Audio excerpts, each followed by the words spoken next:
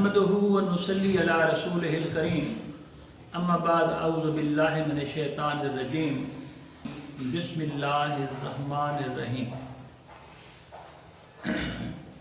آج ہمارا دوسرا لیکچر ہے۔ پہلے میں نے کچھ کنسیپٹ دیا تھا یو اسٹوڈنٹس کے متعلق۔ آج ہم پڑھیں گے اس کے میننگ، اس کی امپارٹنس، یوٹیلیٹی، تھوڑا سا بیک گراؤنڈ۔ تو ہم پڑھ رہے ہیں انگلش جورسپروڈنس۔ اب انگلش جورسپروڈنس جو ہے کہ دو لفظ ہیں، ایک انگلش ہے اور دوسرا جورسپروڈنس ہے۔ پہلے ہم دیکھتے ہیں کہ یہ انگلش کیا ہے۔ 1 سینچری BC میں 3 ٹرائبز تھے بہت طاقتور، اینگلز، پکس اینڈ جوٹس۔ ان میں طاقتور قبیلہ جو تھا وہ اینگلز تھے۔ تو انہوں نے فیصلہ کیا کیونکہ ہم طاقتور ہیں اور ہم ڈومیننٹ پوزیشن میں ہیں، لہذا اس علاقے کا نام بھی ہماری قوم کے نام سے ہوگا۔ تو انہوں نے اینگل کو اینگل لینڈ، اینگل کے حساب سے اینگل لینڈ، جو بعد میں بگڑ کر پھر انگلینڈ، اور آج بھی ہم اس کو انگلینڈ کہتے ہیں۔ اسی طرح ہمارا جیسے شوج آباد ہے، صادق آباد ہے، وغیرہ وغیرہ۔ پھر انہوں نے خیال کیا کہ ہم کیونکہ ڈومیننٹ قوم ہیں، اس لیے زبان بھی ایسی رکھیں جس کا پورا نظام ہم یہ ظاہر کرے کہ ہم ہی بڑی قوم ہیں، ہماری بڑی زبان ہے۔ تو انہوں نے اینگل کے ساتھ عشق کا اضافہ کیا، اینگلش۔ عشق کے 2 مطلب ہوتے ہیں، قوم یا زبان۔ تو اس طرح یہ لفظ انگلش بنا۔ ایک زمانے میں یہ ڈرا کرتے تھے رومیوں سے، اور جیسا دیس ویسا بیس، یہ ضرب المثل وہیں سے ہی بنی تھی۔ رومی جہاں ان کو دیتے تھے پھڑکا دیتے تھے، مار دیتے تھے۔ پھر یہ وہاں سے نکلے اور دنیا میں پھیل گئے، اور مختلف جیسے ایسٹ انڈیا کمپنی کی بنیاد یہاں رکھی ہندوستان میں، وغیرہ وغیرہ۔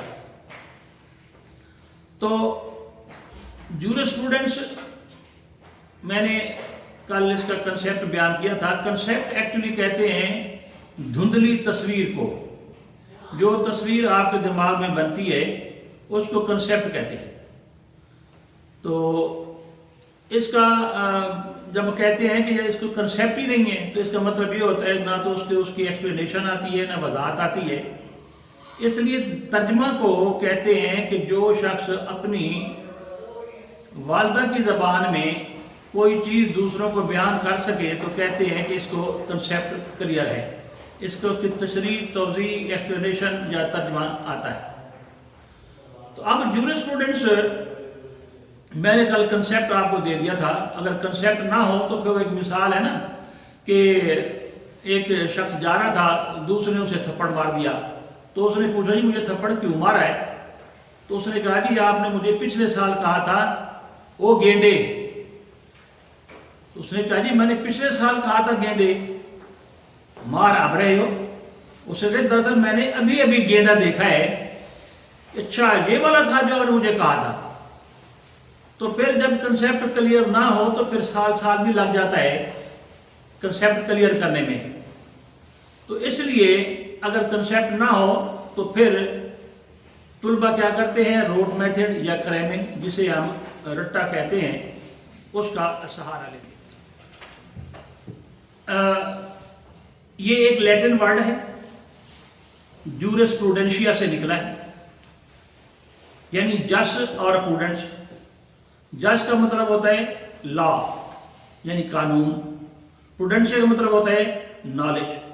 اب جورسپروڈنس کا مطلب کیا ہوا؟ Knowledge of law, knowledge of law یعنی قانون کا علم۔ جیسے میں نے آپ کو پریویس لیکچر میں بتایا تھا کہ ہم ڈیفرنٹ شعبہ ہے زندگی کی چیزیں پڑھتے ہیں، پھر ان کو ایک نام دے دیتے ہیں۔ اسی طرح قانون کو سمجھنے کا جو نام ہے وہ ہے جورسپروڈنس۔ اب قانون کیا چیز ہے؟ قانون لفظ عربی زبان کا ہے، अल कनन से निकला है, जिसका मतलब होता है तर्ज, तरीका, हर चीज का पैमाना, या एक ऐसा बाजा जो तारों वाला हो। तो तारों वाला बाजा होता है, वो भी एक कानून ही होता है। एक जैसे सारे गामा पादा निशा की एक सुर ताल है, और उसी अंदाज से जब आम बातें करते हैं तो बातें हो जाती हैं, लेकिन जब उसकी सारा गामा पादा निशा की यूनिवर्सल की पर जब बोला जाता है तो फिर एक सांप भी झूम रहा होता है और एक छोटा नंगा बच्चा भी डांस कर रहा होता है। तो ये एक निज़ाम है। इसी तरह इसके और तराजिम जो उर्दू में हैं वो इल्मुल कानून, फलसफा कानून, असूल फ़िक़्ह, हिकमत कानून, इल्मुल मसाइल और कानून दानी। ये तमाम तर चीज़ें ऐसी हैं जिससे ये पता चलता है कि हम किसी कानून का मुताला कर रहे हैं। इसको शकिल इन लॉ भी कहते हैं। अब यहाँ एक सवाल उठता है कि जनाब जब कानून है, कानून बन गया, कानून होता है, या अल्लाह की तरफ से कोई कानून है तो उसको समझने की क्या जरूरत है? उसको क्यों समझें? जब कानून मौजूद है भाई ठीक है, तो समझे किस लिए? तो यहाँ पर इसका जो जवाब है वो ये है कि कानून ही की तशरीह जो है, मसलन एक शख्स है, उसको दो बहनें पसंद है सगी, और वो दोनों से शादी करना चाहता है, तो उसको आलिम दीन कहता है कि खबरदार ये गुनाह है। क्यों नहीं कर सकता? वो कहते मुझे दोनों बहनें पसंद हैं। अब इसी को समझने के लिए जो है उसको कहते हैं इल्मुल फ़िक़्ह। कानून मौजूद होता है, उसकी मजीद तशरीह तौज़ीह की जरूरत होती है। हमारी हाई कोर्ट्स, सुप्रीम कोर्ट्स इसी की तौज़ीह, वज़ाहत, एक्सप्लेनेशन करती हैं ताकि उस कानून को फिर आसान तरीके से समझा जा सके। मसलन एक पिछले साल की बात है, गालबन के लोड शेडिंग थी, शादी हुई, तो पता चला कि ना उसकी बीवी उसके पास चली गई है, उसकी बीवी उसके पास चली गई है, और अगले दिन पता चला अब ये क्या होगा। अब यही है तशरीह तलब मसाइल कि अब उसका सिलसिला क्या होगा, किस तरह हम बयान करेंगे, उसकी तशरीह तौज़ीह वज़ाहत कैसे होगी। इसको बाब सामंड कहते हैं। कुछ प्रिंसिपल्स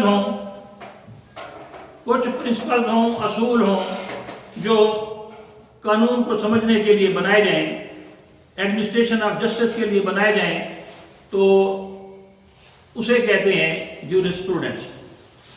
इसी तरह ऑस्टिन एक बाबा है, वो भी कहता है कि जनाब जो पॉजिटिव लॉ है, जो मुल्की कानून है, ये उसके लिए ये काम आता है, ज्यूरिस्प्रूडेंस जो है। कुछ लोग इसको ग्रामर ऑफ लॉ कहते हैं। पाउंड जो है वो इसको कहता है study of fundamental legal principles. तो ये सारे जो मैंने आपको ये पेश किए हैं मुख्तलिफ जो ज्यूरिस्ट हैं। अगर अब कुछ जो ग्रामर ऑफ लॉ कहते हैं, अब ग्रामर ऑफ लॉ से क्या मुराद है? आम हालात में हम देखते हैं कि जो लैंग्वेज है, मसलन मैं फिक्र बोलता हूं ही गोज टू स्कूल, अगर इसी को स्कूल टू गोज ही लिखा जाए तो आपको वो जबान जिसके ये कवायद थे, असूल थे, समझ नहीं आती। तो इसलिए हमने उसमें सब्जेक्ट, वर्ब, ऑब्जेक्ट, एडवर्ब वो डाले, और उसके रूल रेगुलेशन से वही फिक्रा फिर समझ आने लग गया। इसी तरह हर चीज की एक जबान है, उसकी तशरीह तौज़ीह के लिए मीटर है।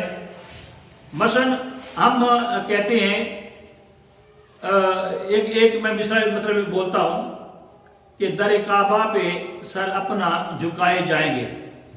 अब ये एक फिक्रा है, लेकिन अगर इसको म्यूजिकल लॉ में आप डालें और उसके सारा गामा पादा निसा की ताल पर इसे करें, तो अब ये यूं बनेगा, दर काबा पे हम सर अपना झुकाए जाएंगे, काबा काबा काबा काबा काबा काबा। 吧。 काबा। 一样的。 काबा। 一样的。 काबा। 一样的。 काबा। لا ہے. جب آپ اس کی اس بیسمنٹ کو پکڑیں گے تو وہ چیز کرسٹل کلیئر ہو جائے گی جو مبہم اور غیر واضح. اسی طرح ہم لوز لینگویج بھی استعمال کرتے ہیں، اور جو ہمارے اخبار وہ بھی آپ نے اکثر شہ سرخیاں پڑھی ہوں گی کہ جی 2 لوٹے لاہور پہنچ گئے. اب لوٹے تو لاہور نہیں جا سکتے. کیا مطلب ہوا اس کا مطلب جب سنتے ہیں سوشل میڈیا کے حساب سے تو وہ کہتے ہیں کہ جناب اس کا مطلب ہے جو پارٹی بدل لے. اب اس سے تو جو ماڈرن بچہ ہے ہیلی کوالیفائڈ ہے اس کو بھی سمجھ نہیں آتی کہ جو پارٹی بدلے اس کو لوٹا کہتے ہیں. اب اگر اس کو خود آپ نوٹ کریں، آج صبح آپ خود گئے ہوں گے اپنے واش روم میں تو ابو گئے انہوں نے لوٹا استعمال کیا، بھائی گیا، بہن گئی، ماں گئی، لوٹے کو کوئی پتہ نہیں ہے. It is deaf and dumb. وہ بہرا گونگا اندھا ہے، جو جائے اس کو استعمال کر لے. اب اس سے میننگ بن گیا کہ اس بندے کو جو ایم پی ایم این اے ہوتے ہیں جن کو کہا ہے کہ پارٹی بدل لیتے ہیں، تو اس طرح جو بھی جو اسے استعمال کر اسے پتہ ہی نہیں. اسی طرح کہ جہاز نے بیوی کو قتل کر دیا. اب جہاز تو بیوی کو قتل کر ہی نہیں سکتا. اس لیے اب اس کو جو جہاز کی موومنٹ ہے اس کو سمجھنے کے لیے ایک نشئی کو کہہ دیتے ہیں.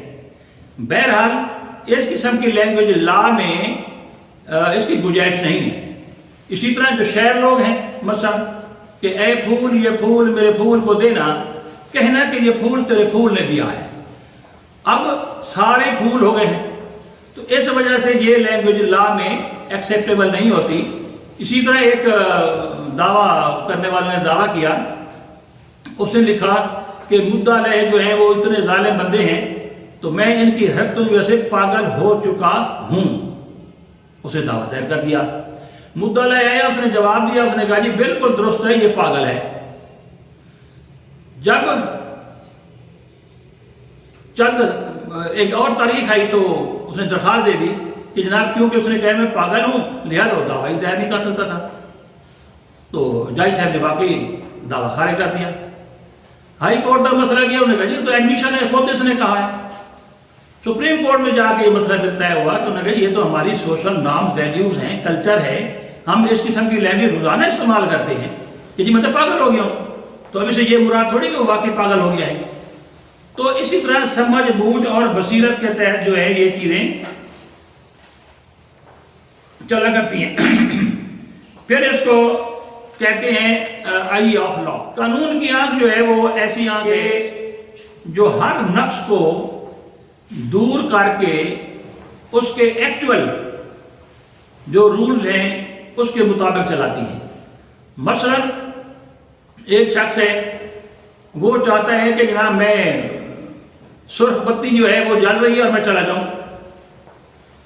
یہ رول جو ہے اس کو مجبور کرے گا. یہ جو ہے ایک تو اس کی ظاہری آنکھ تھی، ایک قانون کی بھی آنکھ ہے جو اس کو کہہ رہی ہے کہ جناب یہ ملک کے رولز ریگولیشن بنائے ہوئے ہیں اور you are duty bound to be led by it. تو اس کو قانون، ہر چیز جو ہے وہ قانون کی آنکھ سے دیکھی جاتی ہے. جناب آپ نے کسی پر ظلم کیا ہے تو آپ عدالت میں نہیں آ سکتے، آپ کے اپنے ہاتھ آلودہ ہیں اس لیے آپ دعویٰ دائر نہیں کر سکتے وغیرہ وغیرہ. اسی طرح آپ نے اکثر دیکھا ہوگا کہ لوگ کہتے ہیں کہ جی میں نے قرآن مجید پڑھ لیا ہے. تو اب پڑھنے سے کیا مراد ہوا؟ پھر ادھر کہتے ہیں کہ نہ اللہ تعالیٰ 10 نہیں کہہ دیتے ہر حرف پر. یا کچھ لوگ کہتے ہیں جی میں نے سپریم کورٹ کی رولنگ پڑھ لی ہے. تو اب پڑھنے سے کیا مراد ہے؟ یہ ہے ہمارا جورسپروڈنس کا سوال ایکچولی کہ کس طرح پتہ چلے گا کہ اس نے پڑھا ہے. اب پڑھنے کی اگر آپ ڈیفینیشن دیکھیں تو پڑھنے سے مراد ہے to capture, to comprehend, to understand, to decipher, یعنی آنکھوں سے سمجھنا. آنکھوں سے سمجھنا. جب آپ نے آنکھوں سے نہیں سمجھا تو آپ نے پڑھا ہی نہیں ہے. اسی طرح آپ کا میٹر ریڈر جب آتا ہے وہ میٹر کی طرف دیکھ رہا ہوتا ہے، منہ سے تو نہیں بولتا، وہ کچھ لکھ کے چلا جاتا ہے اور یہ پتہ چلتا ہے کہ جناب آپ کا اتنا بل آ گیا ہے. تو اس نے منہ سے کچھ نہیں بولا تھا نا. تو لہذا پڑھنے سے مراد ہے کیپچرنگ، انڈرسٹینڈنگ، ڈسائفرنگ. تو یہ ہیں وہ چیزیں جو گہرائی میں جا کر ہم دیکھتے ہیں اور یہ اسی کی مدد سے اسٹوڈنٹس کی مدد سے ہم ایک نتیجے پر پہنچے ہیں. یہ اس لیے ہے کیونکہ اللہ تعالیٰ کا ایک قانون ہے, سمجھنے میں اس لیے مدد ملتی ہے کہ درخت ہے جناب, آٹم میں اس کے پتے جھڑ جاتے ہیں, کسی کا باپ بھی نہیں رو سکتا. پھر ہم دیکھتے ہیں ایک باپ کے پتے نکل آتے ہیں, اوکے. پھر ہم دیکھتے ہیں بچہ 7 سال کا ہوتا ہے, اس کے جناب دانت جو ہے وہ گر جاتے ہیں, کسی کا باپ نہیں روک سکتا. نئے نکل آتے ہیں, کسی کا باپ نہیں روک سکتا. تو اسی طرح پپی, کتے کا پلا, کتے کا بچہ, اس کی آنکھیں 7 دن بعد نکلتی ہیں, کسی کا باپ بھی پہلے نہیں نکال سکتا. تو یہ اللہ کا ایک سلسلہ چلا آ رہا ہے, اور اسی گہرائی سے اور قرآن میں دعوت دی گئی ہے تفقہوا فی الدین, یعنی فقہ رکھو دین میں, سمجھ بوجھ رکھو. جب یہ باتیں آتی ہیں تو پھر ہر قانون میں ہمیں یہ چیز سمجھنا پڑتی ہے, اور ہمیں سمجھ. اب آپ میرے لیکچر پر غور کریں گے کہ یہ جو ہم مضمون پڑھ رہے ہیں اس کی اہمیت, غرض و غایت کیا ہے. ججز جب فیصلہ کرنے لگتے ہیں تو وہ فیصلہ کرنے سے پہلے دیکھتے ہیں نیچرل جسٹس, وہ کیا حالات تھے, کیا واقعات تھے, کیا مسائل تھے جس کی وجہ سے یہ جرم ہوا, کیوں ہوا, وغیرہ وغیرہ. تو یہ جو اسٹوڈنٹس جو ہے بیسک ٹرمینالوجیز بھی ہمیں مہیا کرتا ہے. اگر ٹرمینالوجیز بیسکس نہ ہوں تو ہم اصل بات پر پہنچ ہی نہیں سکتے. مثلا وہ کہتے ہیں میرا قبضہ ہے, اور what does it mean, قبضہ سے کیا ہو رہا ہے. اب قبضہ کے 2 عناصر ترکیبی ہیں, ہم آگے پڑھیں گے اس کو ڈیٹیل سے. قبضہ اس کے 2 انگریڈینٹ, نمبر 1 کارپس, نمبر 2 اینیمس. یعنی ایک جسم ہو اور ایک نیت ہو اس کی. مثلا ایک شخص بیٹھا ہوا ہے, آپ اس کے پیچھے جا کے موبائل رکھ دیں اور پھر پولیس کو کہہ دیں کہ جناب میرا موبائل چوری ہو گیا ہے. اب پولیس آگے یہ دیکھے گی کہ اس کو پتہ بھی ہے کوئی انٹینشن تھی اس کی, اینیمس تھا, کارپس تو پڑا ہوا ہے اس کے پاس, جسم, اس کی تو نیت نہیں تھی, لہذا آپ اس کو گرفتار نہیں کر سکتے.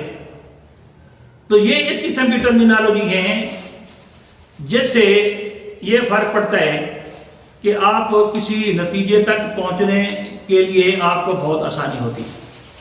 لہذا آج کا جو ہمارا ٹاپک ہے ہم اس پر اکتفا کرتے ہیں.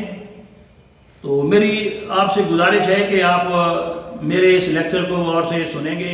مجھے امید ہے کہ آپ کو سمجھ آئی ہوگی. تو اگر کوئی اس میں سلسلہ ہے تو مجھے کمنٹس بھی آپ کیا کریں تاکہ ہم اس کو مزید پالش کر سکیں. تو انشاءاللہ تعالی آپ کی اس کی لائکس کی اور شیئرنگ کی اور آپ کی یہ مجھے ضرورت پڑتی رہے گی. تو thank you very much, so nice of you, اور اللہ حافظ.